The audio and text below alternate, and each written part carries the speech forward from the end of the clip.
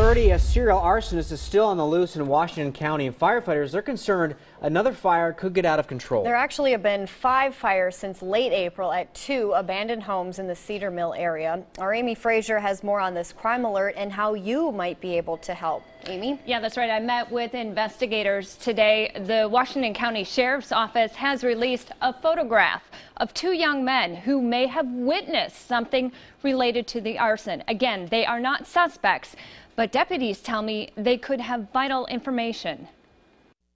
So we did get very clear pictures. We don't know who they are. Washington County investigators tell me this surveillance photo of 2 possible witnesses was taken about 2 hours before a serial arsonist set the most recent vacant home on fire. Investigators hope you can help ID the witnesses so detectives can ask them some questions. If they may have known anything, seen anything, and a little piece of evidence could be very critical in solving this case. The latest and 5th arson was May 20th at 20 Northwest 114th Avenue. Again, the home is vacant and owned by the Tualatin Hills Park and Recreation District.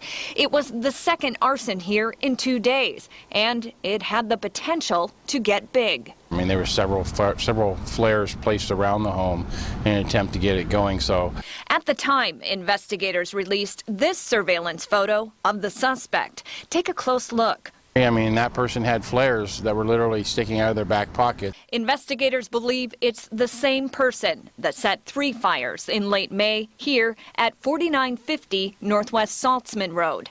Again, the home was vacant and owned by the Parks District. Have you uncovered any sort of motive in all this, especially when we're looking at the Parks properties? You know, we look at that and we don't know if anyone has a bone to pick with the Parks properties, or if someone is just out for entertainment, or whether they truly have some sort of disorder that causes them to do this. We really don't know. What they do know, it's just a tinderbox out there. And dry conditions are getting worse. I think right now it wouldn't take much for these fires to really spread and spread quickly. No, it wouldn't take much at all. And both of them are in very wooded areas, a lot of brush, homes nearby, and it's a recipe for catastrophe.